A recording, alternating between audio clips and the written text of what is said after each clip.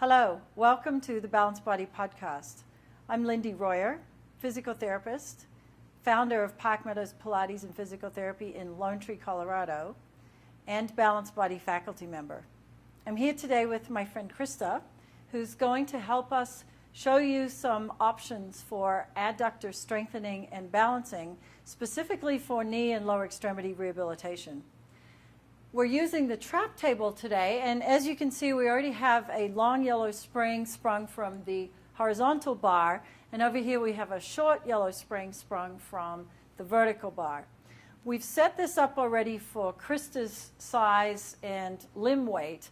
However, keep in mind that if you have somebody who has a heavier, longer limb, you may want to go to a purple or heavier spring and a red or a blue spring at the other end.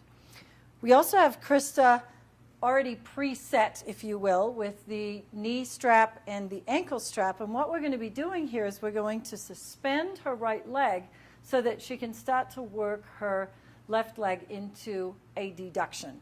So first of all, we're going to hook up the knee strap, and this is something to be really careful with when you're working with patients who have knee issues. They do not want to be hung from their ankle without support around their knee. So make sure that when you're setting this up that you put the knee strap on first and support that by suspending it from the spring, and then the ankle goes on next. So we have Krista lying here in side lying, similar to how she would be if she were on the mat. We're aligned from the head through the shoulders, ribs, and pelvis.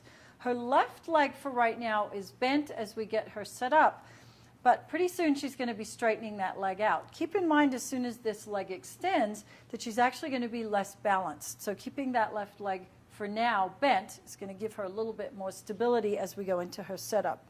We want to make sure that at the waist, between ribs and pelvis, she's in a neutral position. So typically what happens is our patients and students will go into more of a collapse or side bend position, which is clearly not a neutral position in terms of that frontal plane. So we want to make sure that this is lengthened out.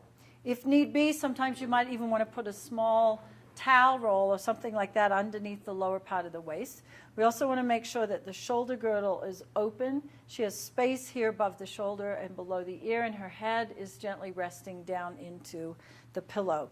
We use a pillow in our studio because I want to be able to have my students and patients focus on what the task is at hand. In this case, we're working on adduction, and not have to worry about their neck. So now, Krista, if you can just lengthen that lower leg down onto the table. And so we're going to work from the inside of her left leg. She's maintaining her trunk position. Take a breath in, if you will, to prepare. And then as she exhales, she's going to bring that leg straight up to the upper leg and then lower it back down. So what we're looking for here is control of the right leg.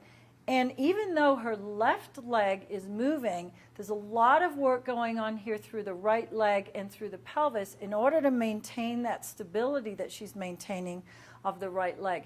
Typically what you might see is instead of the left leg coming up, the right leg will come down. So Krista's just going to show you what typically happens with most of us.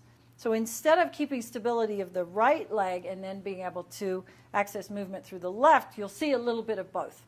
So one nice way to think about this is if we can connect the left sit bone to the right sit bone so that the activation is starting in the pelvic floor and the deeper core muscles, and then creating that nice adduction activation into the rest of the left leg. Beautiful. So now we're going to go into a little bit of a variation. You're going to bring that left leg back into extension, and she's going to externally rotate the left leg. The right leg can also be a little bit externally rotated just to match that. And then from here, she's going to float that leg up to meet the other leg. So here we're accessing a little more external rotation. We're also getting a sense of imbalances potentially in the adductor system. So making sure that we're looking at external and internal rotation is really important. And can you just bring that leg into a little more extension? And we're just going to challenge her one more. She's going to take that leg further back into extension and see if she can bring that left heel behind the right one, which is a really, really big challenge. and then bring the leg forward, if you will, Krista. So now she's going to take that lower leg into a little bit of flexion and internal rotation. And then this is going to pull in a little more of the medial quadriceps as you exhale, so she can medially rotate that upper leg as well, and then float the lower leg up. Good. We also want to pay attention here to what kinds of activity is going on in the foot and the ankle. Typically, we'll see all sorts of interesting patterns of inversion, eversion, toe gripping, all sorts of interesting and wonderful things in the foot. We want to make sure that we're really focused on activating the leg from the core and having that motion flow down rather than having the foot be in control of the movement. And lower the leg down, bring the leg back to center. And as you can see, that is quite a challenging exercise. Very important for balancing the hip, the knee, the lower extremity, and making sure that our patients are balanced from the hip rather than just looking at the structure that's being damaged, perhaps the knee. Thank you very much, Krista, and thank you for watching.